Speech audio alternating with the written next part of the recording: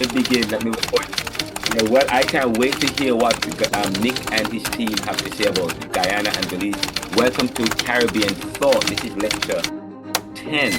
And we will continue with the group presentations this week.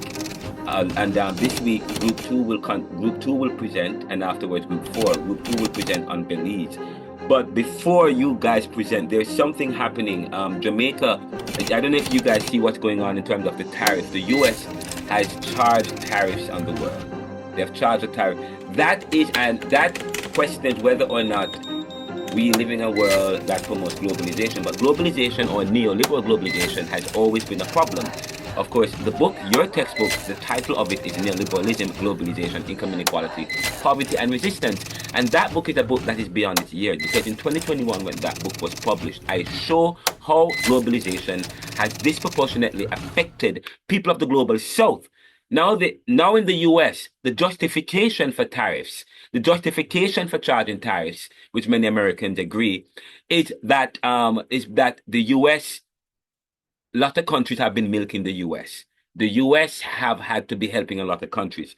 But I have said not so true, not true. Obviously, people have not read my book, okay? Because throughout history, since we started to speak towards globalization has disproportionately affected peoples of the global south, okay?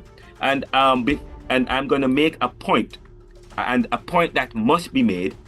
I said earlier, and I'm happy that Nick Group is going to be talking about Guyana, because I mentioned Guyana. But I said earlier, and I want those of us who are watching or listening, this is a powerful class. The last couple of classes have been, this semester have been powerful. It has been powerful. For those of us who haven't gotten into the class yet and to the concepts, it is beyond the exam, okay? It is reality. The class deals with reality. Now, I tweeted earlier, and my twin brother and I, Ricardo, will be doing a show called The Pulse, either later tonight or tomorrow. We will continue the issues. But I said earlier, how can the US charge Jamaica? Because this is Caribbean thought. This is Caribbean thought. How can the US charge Jamaica and Haiti and the Caribbean countries tariffs? And by the way, I looked at it, Guyana was on there. Okay, and almost every single Caribbean country is on there. I didn't see Jamaica, but then I learned later on, and I think the Jamaica Observer, the Jamaica Gleaner, and so on, that we are seeing reciprocal tariffs being charged, reciprocal tariffs. So I'm saying, how can the U.S. charge a post-industrial developed country, charge Jamaica, Haiti, and other Caribbean countries tariffs, when our U.S. multinationals and transnationals have killed their markets, the Caribbean markets, and the International Monetary Fund has made them, the Caribbean, into dependent capitalist markets. The US has penetrated and cheapened Caribbean capabilities and markets with our US products. The Caribbean send hundreds of millions of billions of dollars every year in royalties back to the US. So why is Trump charging these emerging and vulnerable countries tariffs? Learn more and about how globalization and unfair trading tactics have impacted the Caribbean. Reading Neoliberalism, Globalization, Income. I tweeted that earlier, and a fuller article is available in the Neoliberal Journals at neoliberal.com. Then I said later on, after 2 minutes later, I tweeted, because I was on a rant. Guyana, we're about to hear about Guyana. Guyana found oil, but never had the capability and capacity to extract and enrich the oil into the finished product. So they got US companies to help them. That help has costed them, the Guyanese, 78%, because Guyana only gets back 12% of the profit after they pay the US companies. That's a fact. And you can read it in the upcoming book, Neoliberal Globalization Reconsidered, Unfair Competition and the Death of Nations. And finally, and I said this earlier, the final one before the group presents, One of my friends used to work for Comcast and Comcast Business as a customer service rep, now called call center rep, getting anywhere between 17 to 21 US dollars per hour in Philly.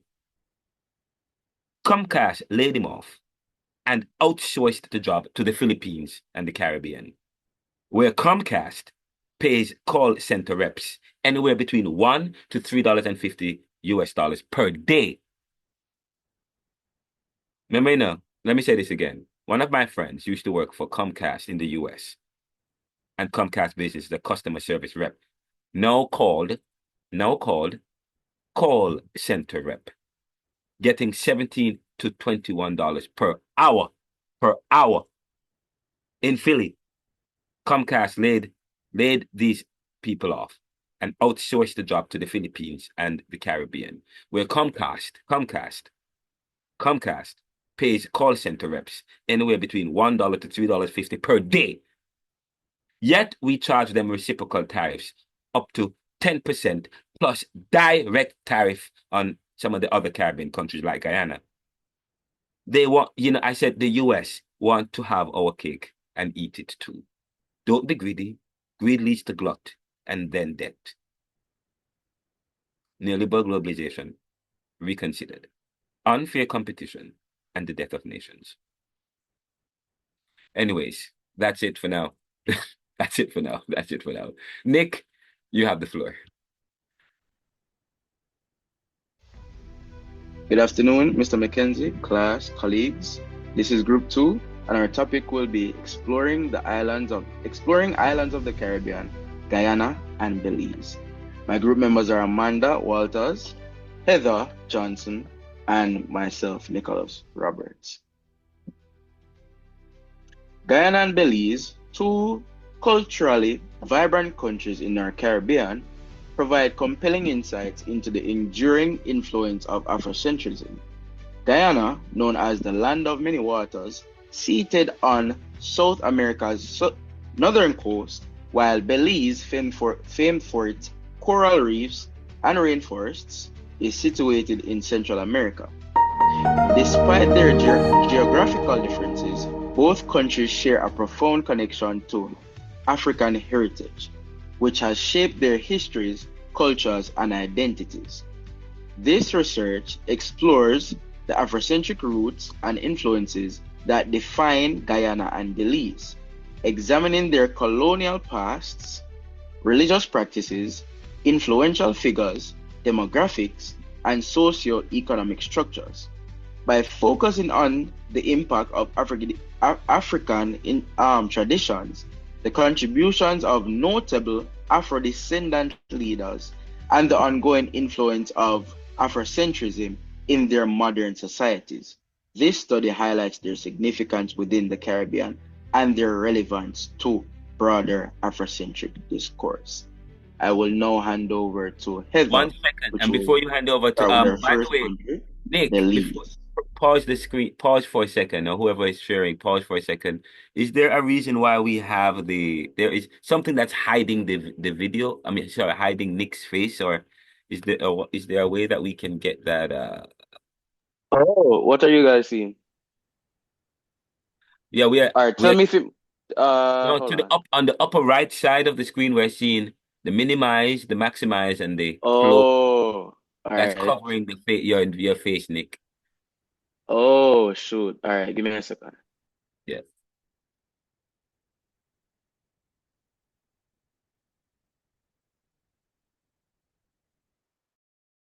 But so far, very good. I'm liking it. Very good so far.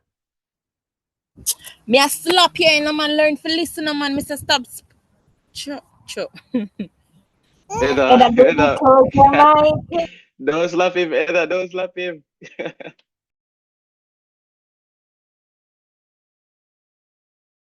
Oh my God, this thing.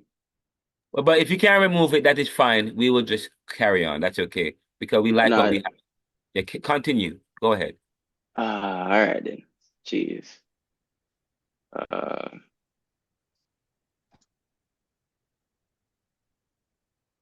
Come on. It's like it's not allowing me to do it in full screen. No, that's okay. That's fine. Just do what you do it. Continue with what. No, we already we're seeing the full screen. It's just that it's showing it's covering your face a bit, but All we are right. okay. We All right. actually the visibility though is okay. All right. Instead of showing a window, I'm gonna just share my screen and done. Hopefully it works. No, probably that's how it was recorded, so it's fine. You can just carry on with Hello, no. much better. All right, Yes, great. Start yes, much over or better. continue. You know what? Since we're recording, we may want for recording purposes, let's start from the beginning so that when we for the editing team, they don't have to do a lot of work in cutting and doing all that stuff. So yes, All please. right. All right, let me mute back my mic.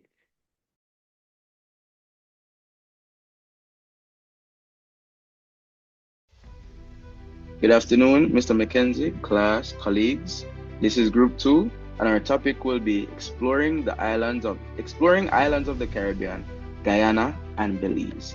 My group members are Amanda Walters, Heather Johnson, and myself, Nicholas Roberts. Guyana and Belize, two culturally vibrant countries in our Caribbean, provide compelling insights into the enduring influence of Afrocentrism. Guyana, known as the land of many waters, seated on South America's northern coast, while Belize, famed for its coral reefs and rainforests, is situated in Central America. Despite their geographical differences, both countries share a profound connection to African heritage, which has shaped their histories, cultures, and identities. This research explores the Afrocentric roots and influences that define Guyana and Belize, examining their colonial pasts, religious practices, influential figures, demographics, and socio-economic structures.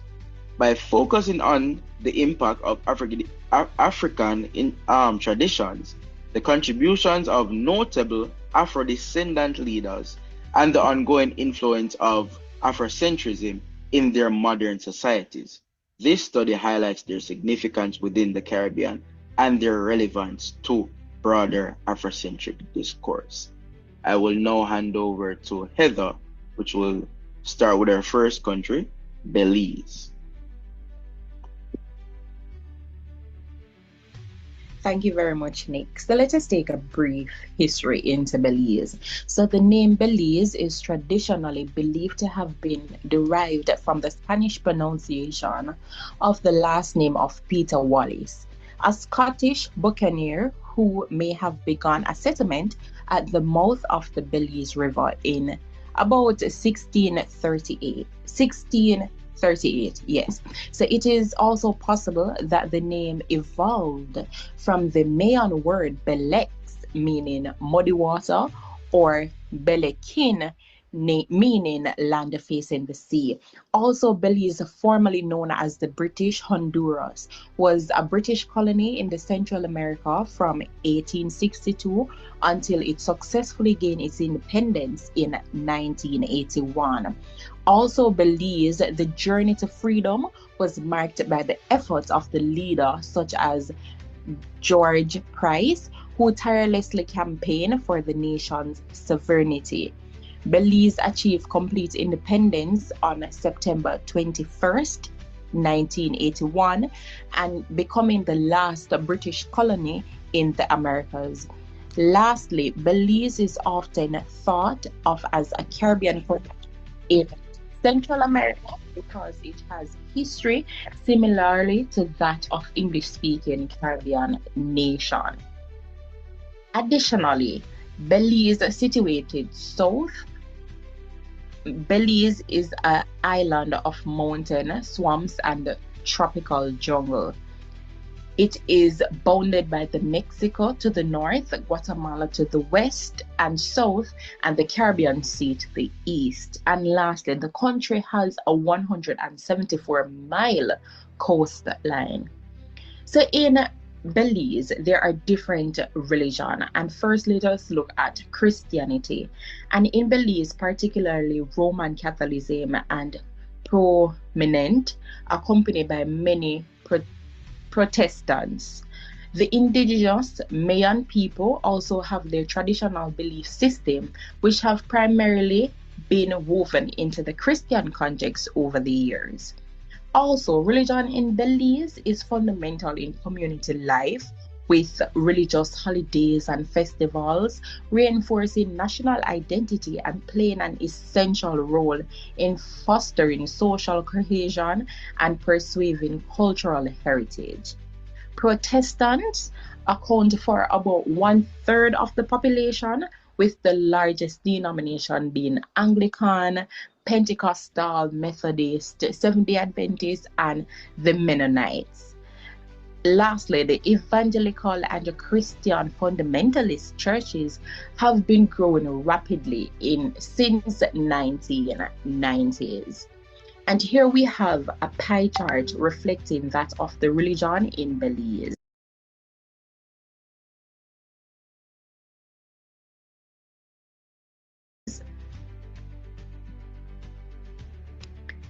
When we talk about a country, without a doubt, we have influential and noticeable figure. And in Belize, we have George Price, the first prime minister, and also a celebrated national figure, often referred to as the father of nation. His leadership and commitment to the Belize independence make him a prominent figure in the nation's history. We also have Dean Barrow, who served as Prime Minister from 2008 to 2020, long years he must serve, and he's also recognized for steering the country through significant economic and political reforms. And lastly, let us look at Philip Golson. He is a player in Belize political scene, advocated for sovereignty, and at times we have Cyan Barrow, a prominent musician turned politician, has contributed to Belize's cultural and political realms. So let me hand over to Amanda so she can tell you more about the demographic of Belize. Thanks, Heather. All right, so the demographic of Belize. Belize's population is approximately 440,000, also exemplifies striking ethnic diversity. The majority of the population is predominantly a blend of European and indigenous ancestry. Alongside them, groups of Creole, Mayan, Garifuna, and Mennonites enrich the cultural landscape. Belize has experienced considerable migration trends from neighboring countries like Guatemala and Honduras, influencing its demographic composition. Urbanization has primarily concentrated in cities like Belmopan and Belize City, while rural areas continue to support significant indigenous and Afro-descendant communities. Here is a chart reflecting the different groups and also the years in which they are represented. Here is a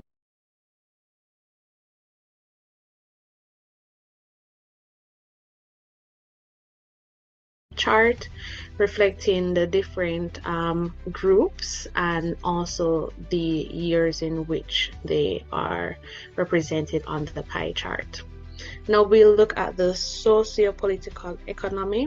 Belize functions as a parliamentary democracy with stable political framework.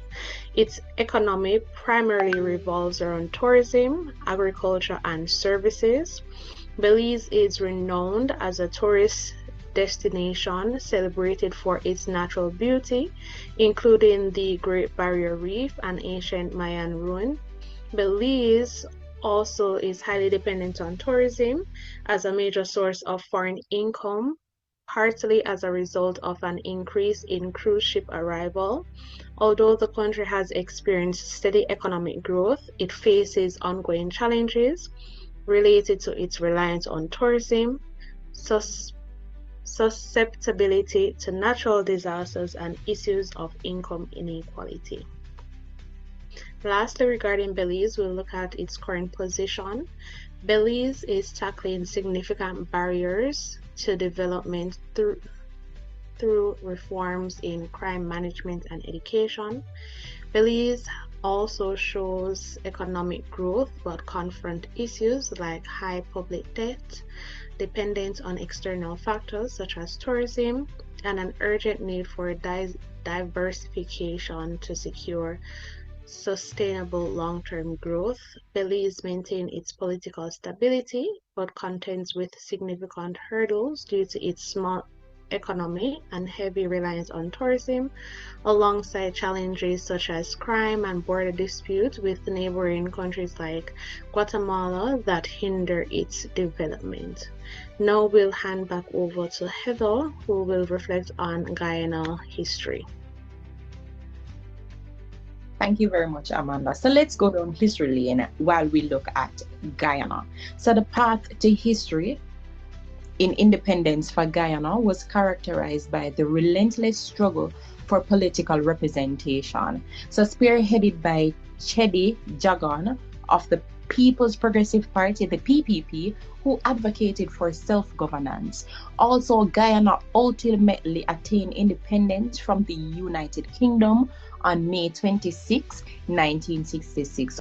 Also, indigenous people inhabit Guyana prior to the European settlement, and their name for the island Guyana, meaning land of water, that's where the country got its name.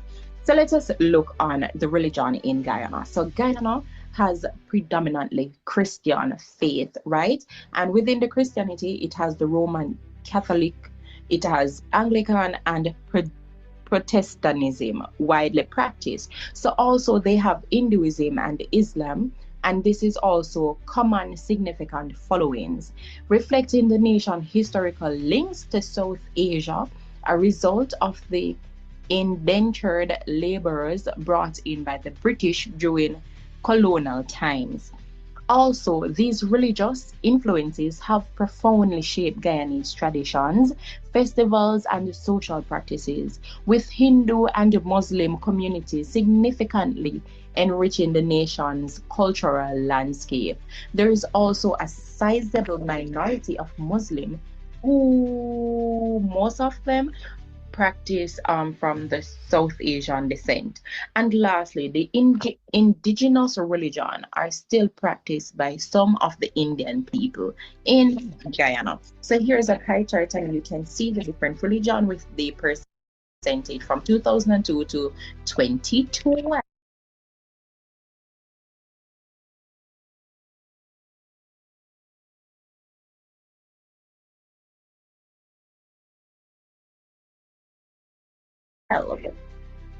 And just like Belize, Guyana has some noticeable figures and influential persons. And firstly, let us look at Forbes Burnham. And in Guyana, he is the first executive president. It is renowned for his significant contribution to developing socialist policy and national identity. Also, we have Chedi Jagan. He served as the country's first prime minister and later as president. Is also a pivotal figure playing a crucial role in the struggle for independence and establishing Guyana's sovereignty. Another noticeable figure is David Granger, the former president, and also we have Claudette Singh. She is the chairwoman of the Guyana Election Commission. Amanda, can you tell us about the demographic, please? Sure. All right, so regarding Guyana, it's a dynamic population of approximately 790,000, resulting in a low population density across its expansive land area or landscape. This population is distinguished by its rich ethnic tapestry, with Indo-Guyanese constituting about 40% and Afro-Guyanese making up around 30%.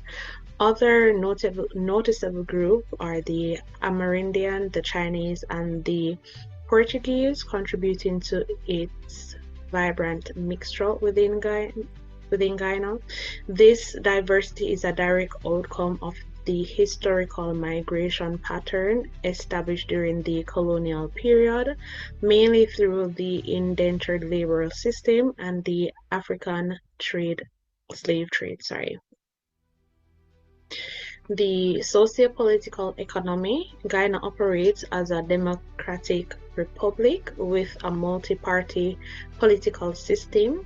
In recent decades, the country's economic structure has transformed significantly, mainly due to the discovery of extensive oil reserves that have driven economic growth. That has primarily resulted in approximately 750,000 barrels of oils being mined each day. Significant industries in Guyana include agriculture, speaking about the sugar, rice, and timber, mining, gold, bauxite, and oil. The country's GDP has sustainably increased due to the oil sector increasing, and this upward trend is expected to continue in the coming years. However, unemployment and poverty persist, particularly in rural areas. The current status of Guyana. Free and fair election strengthen Guyana's political landscape. Although the country must effectively manage tension among its major ethnic groups and navigate governance issues arising from its newfound oil wealth, economically, Guyana is experiencing remarkable growth fueled by the oil industry, but the nation must take necessary steps to manage this newfound wealth and the responsibility that comes along with it, and ensure equitable distribution among its citizens. Socially, both countries are actively addressing poverty, inequality, and the provision of public services, especially in rural areas. Guyana is focused on overcoming challenges in the healthcare sector, infrastructure, and social services. And now we'll hand over to Nicholas, who will provide us with the conclusion and closing remarks. Thank you, Amanda. In conclusion, Guyana and Belize are both nations rich in history and diverse cultures, shaped profoundly by their colonial pasts and subsequent struggles for independence. While they exhibit some commonalities, such as their varied populations and dependence on agriculture and tourism, they also encounter distinct challenges related to governance, economic development, and social issues. As they work through these complexities, both countries have the potential to achieve sustainable growth and prosperity. Their political stability and strategic positions in the Caribbean position them as significant players in the region's future. The ongoing development of their infrastructure, social policies, and economic sectors will be essential for ensuring a brighter future for their citizens. That is the end of our presentation. These are our references.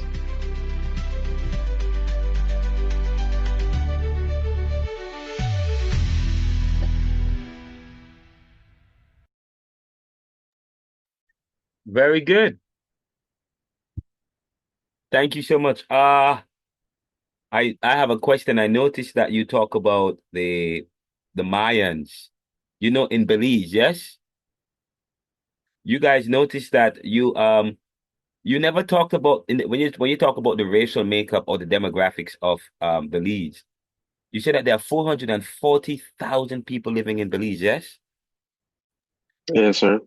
And you said that in terms of the makeup of the population, one of the makeup you talk about the Creole and the Mayans. The Mayans, they're part of the Taino people. You know that? Yes? Yes? Yes, sir. Yes, the Mayans. So when we talk about the Caribbean, we know that in some part of the Caribbean, not necessarily Jamaica or Trinidad or Barbados, or St. Lucia, but in Grenada and Belize particularly, you notice that they kept and preserved a lot of the indigenous population. When you ask the makeup of Guyana or whatever or Belize, you hear of Mayans, but you don't hear that when you talk about Saint Lucia. You don't hear that when you talk about Jamaica. You don't hear that when you talk about Haiti. Um, to uh to an extent, to some extent, you hear that when you talk about DR, but DR they didn't talk about the Mayans, another set of another group. Did you say the Caribs, I think, was at the DR, but it's quite interesting. But the Mayans, but there wasn't a genocide, it seems. The Mayans still exist today in Guyana. Um, and they still practice some of that tradition. Hinduism is a polytheistic religion. Um, they embrace the worship of it's an inclusive religion. It's an inclusive religion. I guess they would promote diversity, equity, and inclusion. Because a Hindu, you would share Christianity with a Hindu, and they would accept the faith. But the thing is, for the Christian, for the Hindu, his faith, the practice of his religion does not preclude him from accepting another religion and jettisoning others.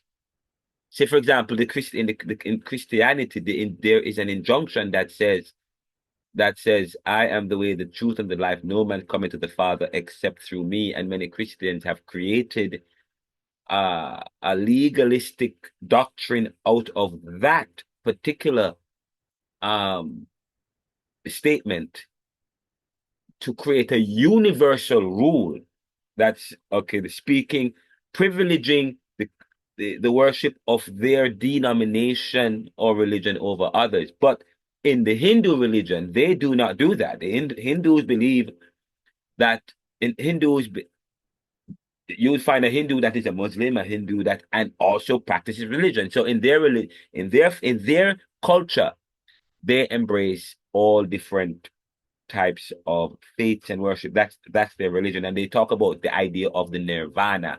Nirvana is to become one with reality. So they don't talk about the heaven. They talk about to be when you die, you become one with existence. The ultimate of all things is that when we become one with reality. That's the nirvana that Hindus talk about. But it's quite interesting that in Guyana you have and both Guyana and Belize. I'm so happy that you guys chose to do. Why did you choose to do Guyana and Belize? It's quite interesting. Why did you guys choose Guyana and Belize?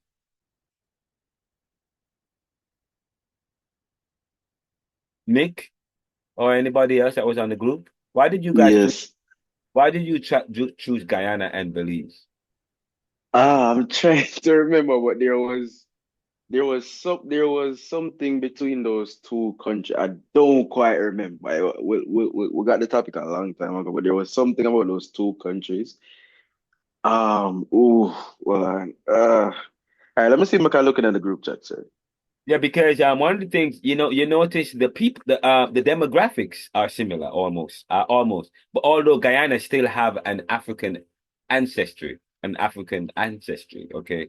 But when you were presenting Belize, you didn't say anything about Africa, yes. Yeah, Mm. but when you talk, but however, they still both Guyana and Belize, they still have the Mayans are still there. People who ascribe to their Mayan heritage. Sir, Yes, go ahead. sir, you know that it's the same for another country as well, sir. Um, Suriname, they have a very, even though small, they have a very Yes, I thriving indigenous no, population as no. well. Yes, but aren't you? Yeah, you guys are going to present on Suriname next week or later tonight. Yes. Yes, sir. And sir, what I realize with everybody that's presenting, Yeah. when I look at the history, it's literally word for word, not word for word. It's still different, but Yeah. it's still extremely similar. French, Dutch are the French, and the English and the French, and then you have the Arawaks, the same amount of people. Then you have them fighting for the same thing. It's the same religion started there. The same Roman Catholic is. I think that's prevalent more in the other Caribbean countries than in Jamaica. But in most of the Caribbean countries I've seen presented, Roman Catholic um seems to be the one that's leading when it comes to Christianity. And it's Well, I always mean, Roman Catholic, well, then there, Protestant and Hinduism as well. well, yeah, Hinduism. Yeah, we don't see much we don't hear of Hinduism in Jamaica. We don't hear much of that No. And I'm more. wondering why it's always those Um, most other Caribbean countries that still have but those. in terms of Roman Catholicism or the Roman Catholic Church, the Roman Catholic Church, they're in Jamaica. They're all over the Caribbean, but in Jamaica, it's probably the Anglican Church or the mainline Protestant Church because Jamaica, Trinidad. Well, I mean, well, I'm not sure what, but uh, there was a heavy influence of the Church of England in the Caribbean. So a lot of some of the Roman Catholic churches changed hands. There were Anglican or Episcopal churches. Because Roman Catholic after the Reformation, when the church, please remember that in the UK, the state church in the UK was the Church of Scotland or the Church of England. That is the Anglican Church. Okay, or in Scotland, it's a Presbyterian church. That's the state church. Um, and the colonies will be the same thing. So, the Roman Catholic Church, there was because one of the kings, the monarchs wanted a divorce, wanted a divorce. The Reformation took shape because he wanted a divorce, and the Roman Catholic Church would not. The Roman Catholic Church with the Emperor Pope himself that was in Italy, Rome. And so they decided to break away, yes, and they started their own church, which became the Anglican Church or the Episcopal Church in the US. All right, so yeah, so therefore, I want the monarchy, the head of the church is the monarch is Queen Elizabeth or King Charles or whatever the case is. And by the way, many of you, when you talk about Protestantism, many of you are Protestants, just so you know. Okay. Yeah, or evangelicals, or a lot of the mainline churches are like Baptists. That's Protestant churches, and then under Protestantism you have evangelicals, Pentecostal, Apostolic. Okay, so it's a lot of so for you guys have to please remember that when you start thinking about the church. Roman Catholic. It's Christianity, but it's just that the institution it's different after the Reformation. Some churches, some places still like Spain kept the Roman Catholic and kept Rome as the head of the church and the Pope. But in the UK, there was a breakaway, and so the head of the church was the king or the queen or whoever at the time, whoever became king of England was, and the head of the church was the Anglican Church, yes, the Church of England, and in Scotland it's the Presbyterian Church or the Church of Scotland called the Church of Scotland. But that's part of Protestantism. That's part of the Protestant Church. Okay, no, if you're either so Christianity is two branches. You're either Roman Catholic, you have Roman Catholic, or you have somebody's asking who is next. Yes, who is next? Roman Catholic Church, and then you have the Roman Catholicism and Protestantism. Okay. One more thing I wanted to raise. You said that there's 400,000 people. But therefore, last week we hear that Turks and Caicos was having a migration issue, week before last. The migration issue, where a lot of people. So I want to know more about what's going on in Sir, yeah. sir, Group 5 representative here. We will be presenting on Turks and Caicos, so I'm asking please if you could refrain from mentioning anything just so you don't go into our little thingy any at all. Thank you. Yeah, refrain, not reframe, refrain. Yes, but yes, no worries. I won't. I Thank didn't. you for understanding. Yes, but anyway, but we did know. But this is something that was already mentioned in the class about Turks and Caicos. So notice the migration issue. You talk about migration and how migration is an issue, guys. Please Note that. Another thing is, now you talk about the issue, the challenges in Belize and in Guyana. Note the you talk about natural disasters and income inequality. Note these issues as throughout the Caribbean: natural disasters, income inequality. By the way, there's one other thing I want to pick your brain about: the Ethiopian Orthodox Church. The Ethiopian Orthodox Church, and how many churches in the Caribbean, Christian churches in the Caribbean today, utilize the Ethiopian Orthodox Church scriptures, because they are because the Ethiopian Orthodox Church is in Ethiopia or Africa, yes, and it is the oldest organized Christian institution or religion in the world. Yet most Caribbean people use the European Bible instead of the Ethiopian Orthodox Church's Bible. And they have 70 books, which is the sacred scriptures, and then 180, which is the open scriptures. And anyways, all right, next group present. What group is this? Sir. So, four supposed to go down, but sir, now them same one. Yes, we're going now. Good evening, sir. Rest All of right. your Good evening, class. Thank you for giving us this wonderful research to do. I come on behalf of my group. Members of my group are myself. Sorry. 1 second, sir. I'm just bring up this swag so you can see it.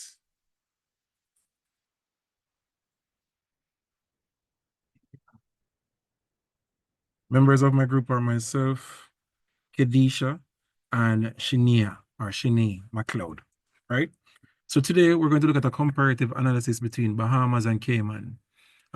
Before I ask why these two countries, partly because we wanted to have soul similarities. We want to look at so deep the similarities that we want to see the differences in the similarities. So both countries, as everybody know, is ruled under British. So one emancipate and one get independence and one still under it. So we're gonna look at somewhat the similarities or the different similarities there is. So why these islands? Both are economically significant Caribbean territories, right?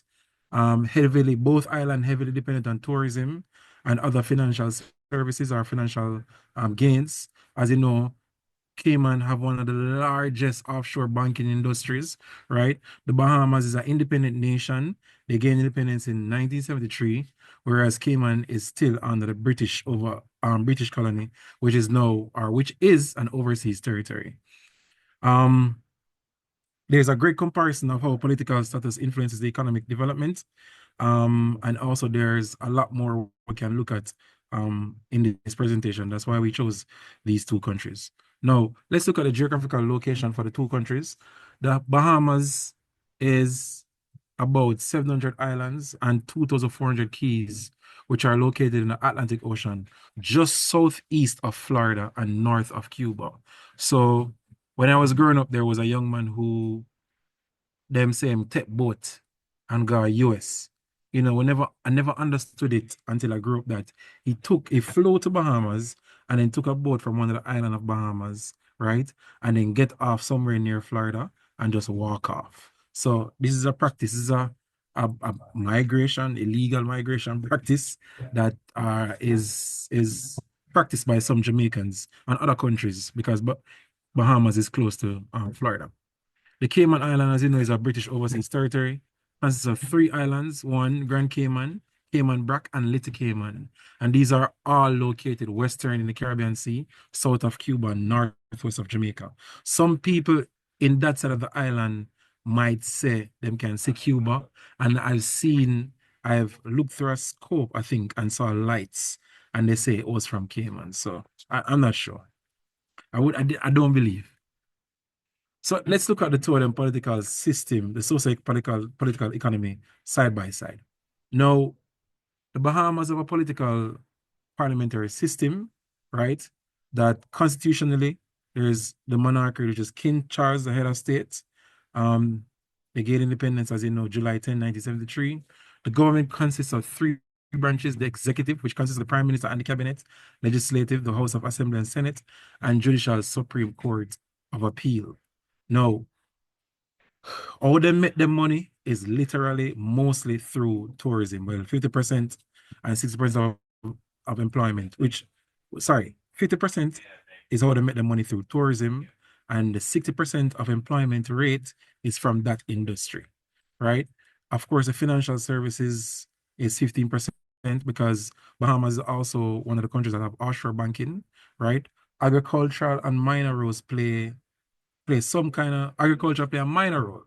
And challenges include high debt, economic dependency, tourism decline, and some other stuff which you can see here. So I'll go over Cayman side now. Swim go Cayman. They don't have any, I don't think they get any independence yet. I don't know what them celebrate as a nation themselves. It's kind of weird because is there nothing to celebrate as an island itself? It have one of the world leading offshore financial hub, right next to Switzerland. It have over 100,000 registered company, despite the population of 70,000. Tourism is 80% of the GDP, right? Luxury and cruise industry. There's no direct tax from the government. Sorry. The government generates revenue from import duties, work permits, and tourism fees. One point to note as well, the police force or the police coalition that is in Cayman they are trained in Jamaica at our Twickenham Park, right? So when we talk about, let me just move this out the way if you guys are looking. When we talk about religious belief, in Bahamas, Christianity is a dominant religion with over 90% of the population identifying as Christian. And Mr. Mackenzie would have said this is partly because, or mainly because, colonization, right? The largest denomination is Baptist, followed by Anglicans, Catholic, and Methodist. The country's strongest Protestant influence stems from the British colonization.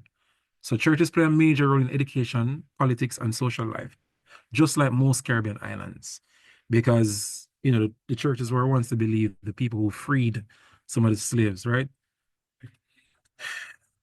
So they do Christian holidays such as Easter and Christmas, widely celebrated events like National Prayer Day, and reinforce religious values in society. So what they're saying basically is that religious belief is very strong and the practice is very strong in Bahamas, right? So through Christianity, though Christianity is a major religion, Bahamas is home to small communities of Muslim, Jews, Hindus. But doing this research, we found out that some of these persons from these religions, different religions, they are more modern. So they just came there. They weren't there from early onset.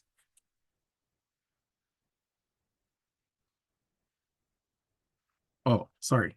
For the Cayman Island, 80% is Christianity, primarily religion, right?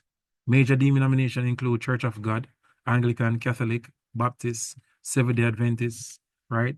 And also the British plays a major role in shaping the religious landscape of the island, right, through colonization. Religious influence in society, churches impact moral values, education, and lawmaking, just as it is with most of the Caribbean countries. Sunday laws regulate business closures on Sundays for religious observance. And this kind of look at what we did in Jamaica some time ago. There was no gambling on Sunday. There was no cash pot on Sunday. There was no lotto playing on Sunday. But it begs the question, have we gone further from Christ, or have we, moving along closer to capitalism and where everybody can get a chance in life? Begs the question. Caymanians actively participate in church services, missions, faith-based events, right? Again, there's a small population of different organizations, different religious beliefs. Again, this is due to immigration, and these are new people that's coming to the island. And sir, there is spiritual belief like Obia, right? But it's not openly practiced or widely accepted. I now turn over to my classmate, my group mate. Good evening. Thank you, Jerome. So I'm Khadisha, and I'll be looking at the population, the ethnicity, and language, and the history of both these Caribbean islands. And so I'll begin with the Cayman Island. And the Cayman Island has a population of 70,000 people, with Grand Cayman being the most populated island due to its status as a financial hub. The island have a significant expatriate community, making up nearly half of the population. And these expatriates come from over 140 territories and countries, and they come to live on the Cayman Island. The Cayman Island population has about 40% of a mixed population, which is a blend of African, European, and Caribbean ancestries. There are also 20% white of the white population. The population is white. So 20% of the population is white, primarily of British and European descent. The Afro-Caribbean is also another 20% of the population, and these are descendants of African slaves. Other nationalities is another 20% of the population makeup, and this includes the Filipinos, Latin Americans, and those persons from North America. The Cayman Islands have a very diverse population with a mix of African and British descent, which is a considerable interracial mixing. A large number of expatriates, as was mentioned before, live in the Cayman Island. In the Cayman Island, the official language is English, which is used in formal setting, but they also have the Caymanian Creole, which is a spoken dialect, which is influenced by British, African, and the Caribbean elements. So the mix of culture that is in the Cayman Islands does influence the Caymanian Creole. Other languages are spoken in the Cayman Islands, such as Spanish, which is considered their second language, and Tagalog, which are as they're spoken from by the immigrant communities. All right. In the Cayman Island, the population, most persons, which is a majority, 95% live in the urban areas, primarily in Georgetown, which is the capital of the Grand Cayman. On the smaller islands, Cayman Brac and Little Cayman, they have a lower population with more rural communities. So on these islands, both, on the three islands, both of them, in Grand Cayman, it is known for its pristine beaches. It is known also for the bustling and hustling, beautiful Georgetown, where there is a lot of natural resources. We have the beautiful beaches, lush tropical forests, and the bustling capital where the number of tourists gathers. And as was said before, it is a very, you'll say, luxurious tourism that is experienced in the Cayman Island. On the Cayman Brac, this is a paradise for nature lovers, where they'll go hiking, they'll go on those hiking trails. There are lots of hidden caves and secluded beaches. On Little Cayman, which is a tiny paradise, there is wonderful beaches and lovely wildlife. Just a little point for you to know. Did you know that all three islands are peaks of underwater mountains? I didn't know that, and while doing the research, I found that out. This is making the Cayman Island underwater life, the aquatic life in the Cayman, very rich, lush, and beautiful. It is a diverse paradise because the coral reefs are wonderful, and there you can also swim with stingrays and the turtles in the island. We will now take a look at the Bahamas. And the Bahamas has a population of approximately 400,000 people, with the majority residing on the island of New Providence, Nassau. The country has experienced steady population growth driven by birth rates and migration from other Caribbean nations. Their ethnic composition is also built of a mixed culture where we have 90% of Afro-Bahamian, right? These are descendants of enslaved Africans brought during the colonial rule. Then we have white and mixed population, which is another 10%, and this includes descendants from British settlers, Haitians, and other Caribbean migrants. In the Bahamas, their main official language is English, which is used in government, education, and media.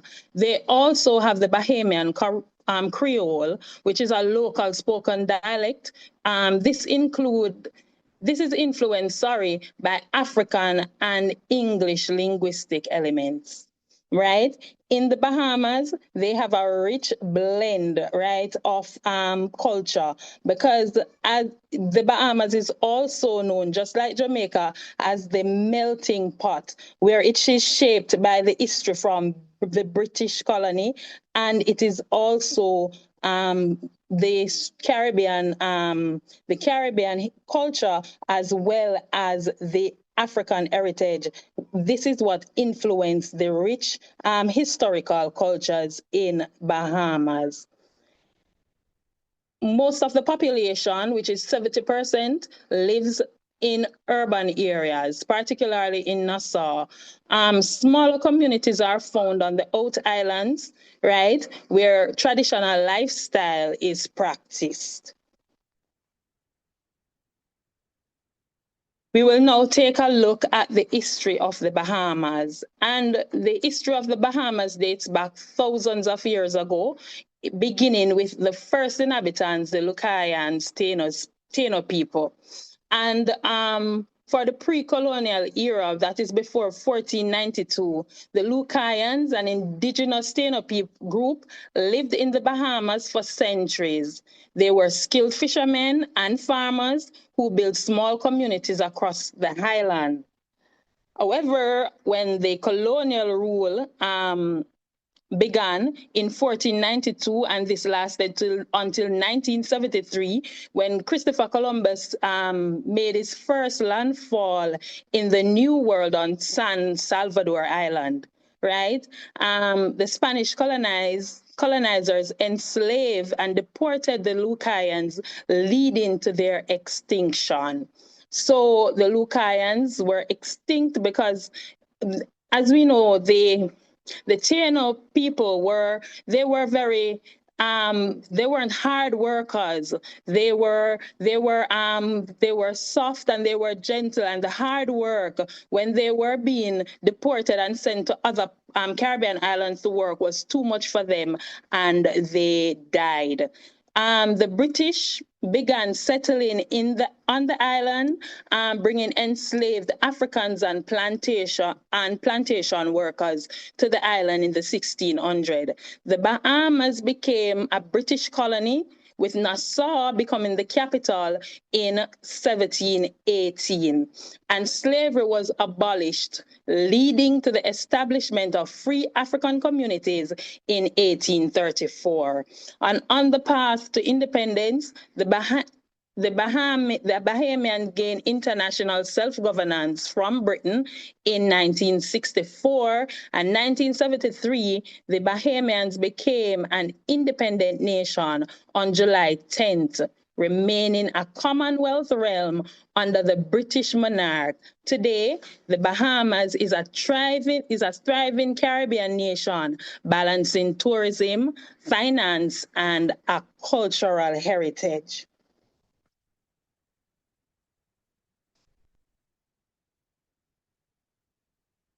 We'll now take a look at the Cayman Islands history.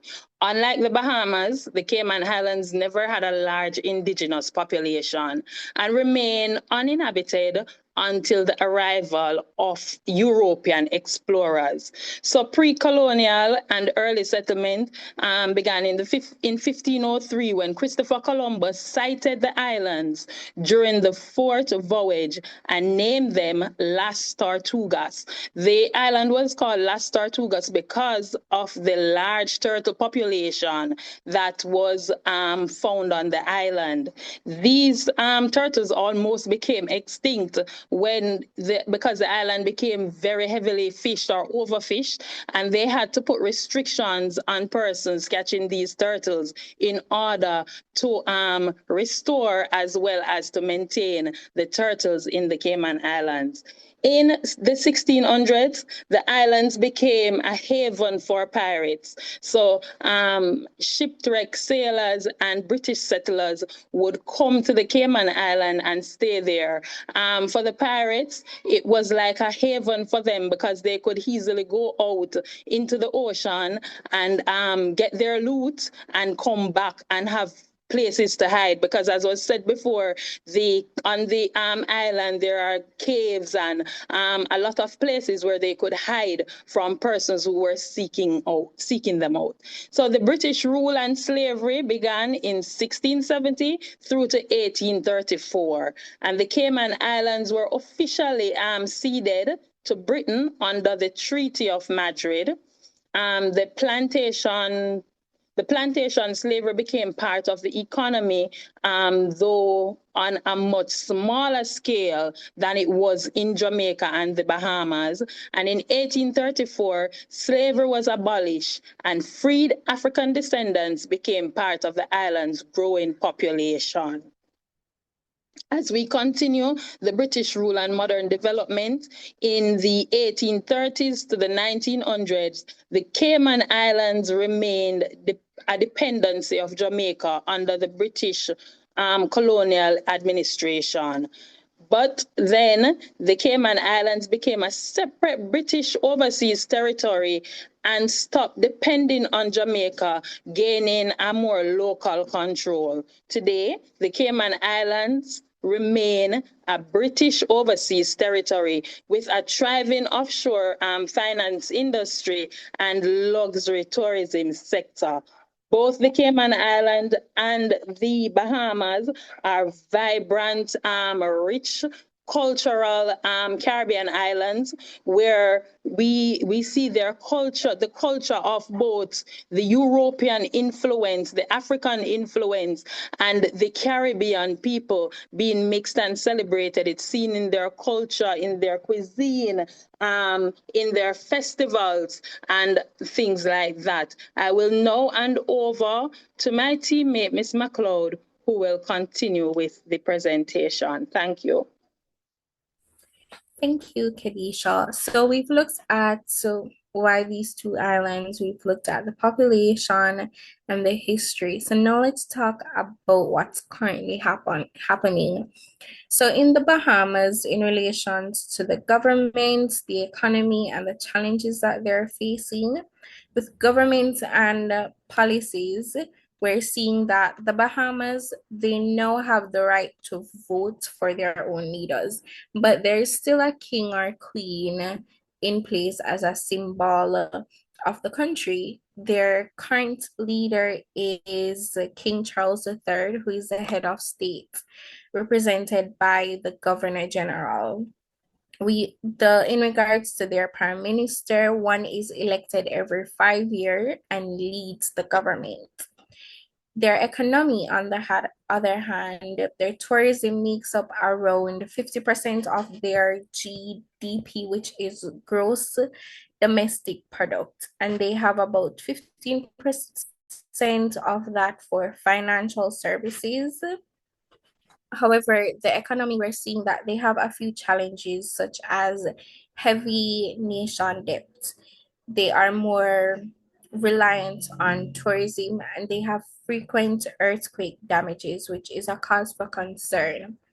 Their social and environmental issues is that, well, education is free, so that's not an issue, and the healthcare system is growing, which is great. However, as mentioned before, climate is something that is a big threat. So their climate change is a threat with the rising sea levels and stronger hurricanes. Now, in regards to their youth, unemployment, and crime, this is happening in most of their cities, which is an ongoing concern for them. Most of their challenges are found in economic inequality, which affects many communities. There's also corruption, rising concerns about trust in the government. And then their crime rates is pretty high in their urban areas. Now, moving on to what's happening in the Cayman Islands. So while the Bahamas are more independent, we're seeing that the Caymans are still self-governing British overseas territory. But King Charles III, rather, is also the head of state there. They have, instead of a prime minister, they have a premier who is elected and handles local affairs. Now, their economy is more of an offshore finance. This is 55% of their economy, and tourism is around 40%, which is less than the Bahamas. Their challenges in the economy is that there's a high cost of living. If anybody know how the renting stays in the Cayman Islands, it's way higher than the Bahamas. Now, they have house shortage and there's environmental concerns as well. The island have a great education system and healthcare, but the healthcare system is costly and it's private. Where we saw that the Bahamas healthcare was free, here it's a lot more expensive. Climate change affects coral reefs and increase hurricane risk as well, but it's not as bad as in the Cayman Islands. There's a large expat population which brings cultural richness, but it challenges their interrogation. Their major challenges, on the other hand, is that some residents want more autonomy from the UK. Immigration management is tricky with growing population. So they have house shortage and their population is growing at the same time. Now, the island relies heavily on UK policies, which is also another concern. Now, you can skip to the other section. Thank you. So in the Bahamas, we see that we have a few influential persons back then in the days leading up to now. So we have Mr. Leiden, who was born in 1930, died 2000. He was the first prime minister for the Bahamas and led them to independence in 1973. Mr. Sidney, on the other hand, was the first Black author to win an academic award. So, you know, that's a big deal. We have Perry and Hubert, who was the former prime minister who shaped modern governance and economic policies. If you guys know about the famous song "Who Let the Dogs Out," I grew up listening to that song, and I'm a Jamaican. This was performed by the Bahaman, so they were a big deal in the Bahamas around that time. We also have Stephen. He is into track and field. We have Exuma. We have Shanae and Buddy Hield, which is a NBA basket player. In regards to the Cayman Islands and their influential persons, we are seeing Sir Vassal. He was the first knight by the Queen. And we have Alden, former premier, played a major role in the economic expansion. And then we have a female, Narisol. She was known for poetry, and most of her work our artistic work was based on Caribbean literature. Now, Ronaldo, he's also an athlete. And then we have Sidoni, who was a medalist. And then lastly, Kamar. So those are both the influential persons for the Bahamas and the Caymans. Now, while we were researching, we saw that there's a lot of similarities between these countries. Both of them have a parliamentary governance under the monarch. They struggle with economic challenges, including dependency on one or two key industries, and both of them have a hurricane risk. issues like education, healthcare, and crime are a concern in both countries. However, there's a difference where, as mentioned several times, the Bahamas is independent, but unfortunately, the Cayman Islands are still under the British rule and then we have the Bahamas. They depend on tourism, but Cayman Islands depend on finances. We also see that there's around 400 persons living in Bahamas, but the Cayman Islands only have 70,000 persons. So 400,000 for Bahamas, 70,000 for the Caymans. The Caymans is stronger with a national identity, but once again, the Cayman Islands maintain closer ties to British tradition. So we see here that both the Cayman Islands and the Bahamas, they are beautiful.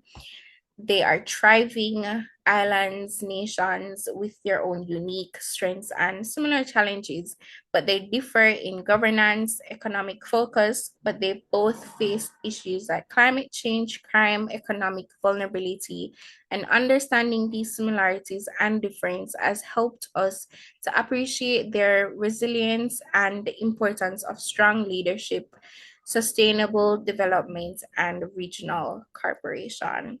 So those are some of the things that would like to share that we wanted to share with you guys. I hope you learned as much as we did from this presentation. Thank you, guys. Yes, we did. I have some questions. I have some questions for you guys. This was an interesting presentation. I would love to, for all the groups that presented, I hope when you submit your whatever you send me, I mean, I want to know where you get your information. I would like the reference, where you get your information. The second thing is, I think you guys mentioned the Lucayan people, and one of the group that presented, did you say that the Lucayan people were wiped out, are all dead?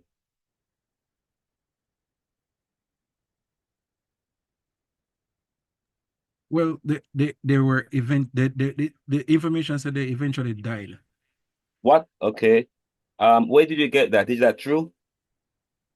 Since we are academics and we are just we have learned a lot in this class, we have to put our learning into practice when we are also doing critical thinking. Is it true, based on all that we know, when you get that information, you were reporting it? Did you do any research to find out if there are any traces of the Lucayan people that exist today, and whether or not they were written out of history, because history is written by the victors? Well, sir, whenever I would have to go there and find out if they're actually alive and living, or if they're ostracized or exiled or modernized. No, We're I'm not learning sure. How today would that I? we are learning today that the Indian Heritage Society, the Urban Indian Sir, Heritage but Society. even more so, they wouldn't be the same. In Jamaica, we I have believe a clutch of Indians living in Kingston as well.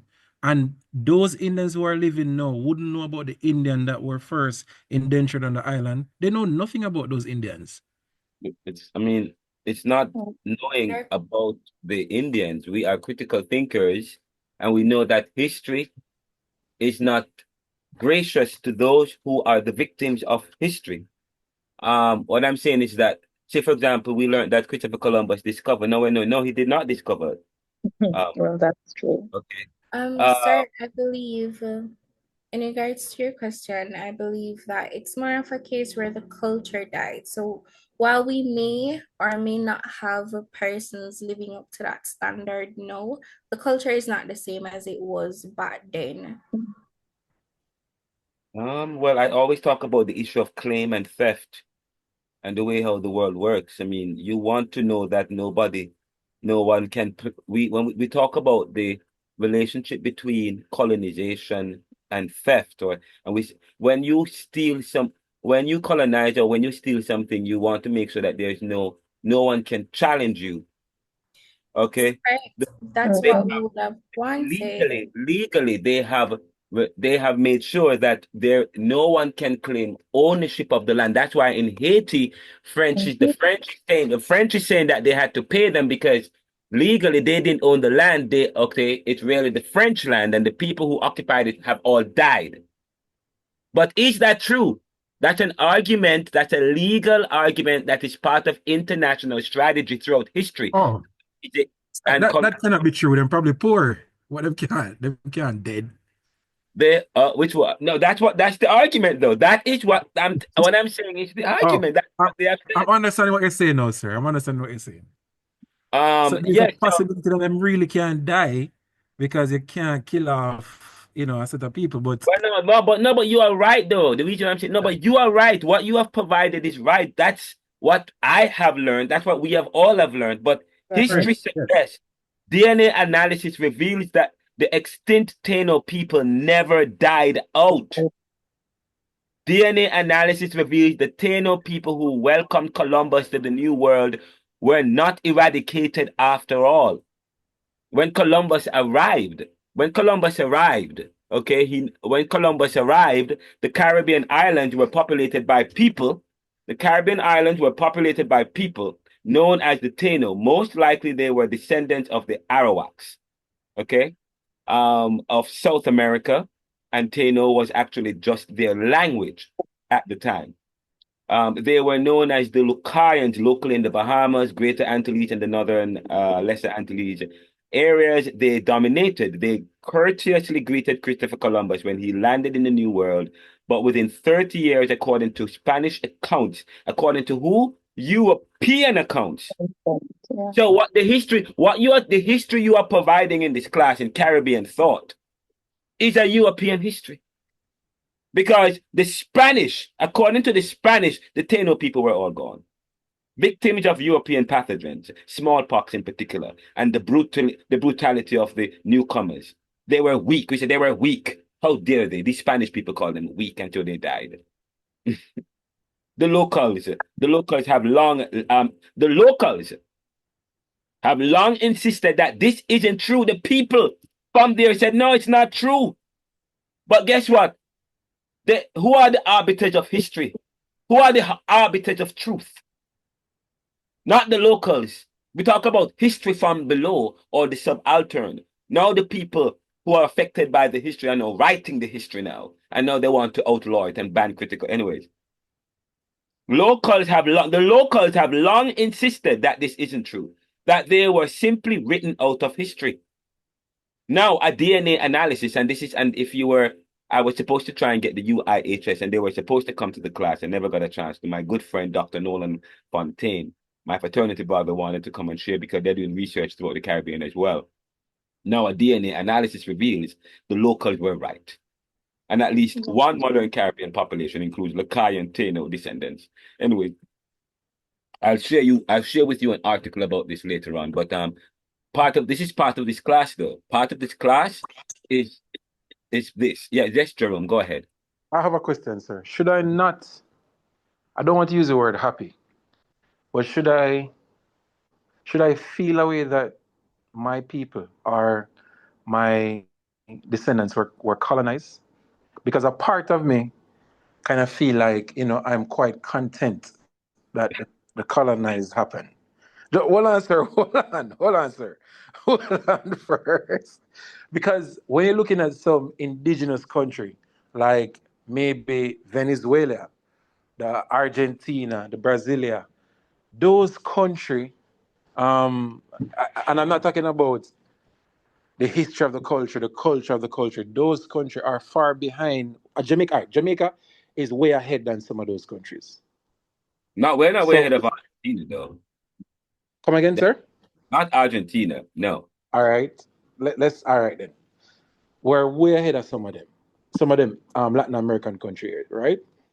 And I know because the advances that where I work in a company that is in 45 countries, and they're in the LAC.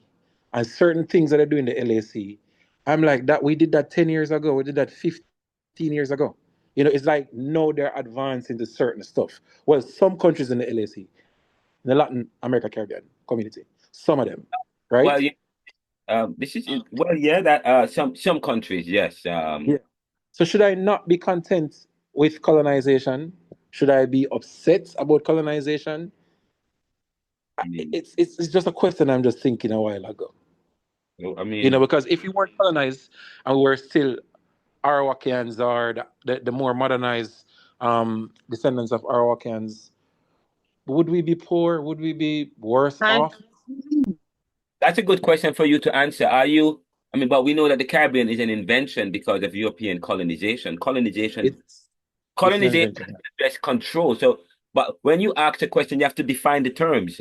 Because when you start to define the terms, then you'll say, no, it's not okay. hi, Because, sir. hi, how are you, Chantel? I'm To be fine, sir. to be colonized is to be controlled. Is to strip away your humanity, your dignity, or any value that you have or come with, and to recreate you into new individuals, hybrid individuals, whose histories, whose Yeah. future past, who continues to be defined based on where you today. Yes? Sir. Group 5 is presenting next. Yeah, oh, there's another presenter. Yes, so the next presenter, I wish we could talk some more. But okay, the next presenter, I wanted to raise up another point about the use of craniology and the skeleton, to show how how the Africans were related throughout history, and how Egyptians were actually Africans from the land of Kemet. So I wish that for the last lecture. We're going to talk about that too. All right. But group 5, you have the floor.